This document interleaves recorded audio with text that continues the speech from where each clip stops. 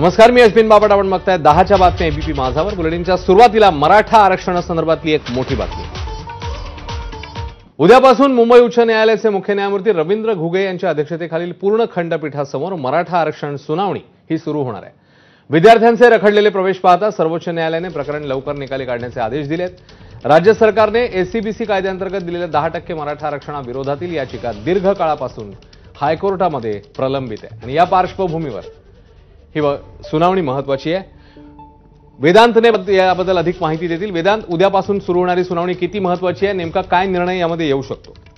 अश्विन, आपल्याला माहिती आहे फेब्रुवारी 2024 मध्ये राज्य सरकारने राज्यातील सामाजिक आणि शैक्षणिकदृष्ट्या मागास ठरवत मराठा समाजाला 10% आरक्षण देण्याचा निर्णय जाहीर केला होता. तशा प्रकारे शासन निर्णय आला होता आणि त्यानंतर या विरोधात म्हणजे मराठा आरक्षणाला चॅलेंज देणारी, त्याला आव्हान देणारी याचिका काही जणांनी दाखल केल्या होत्या.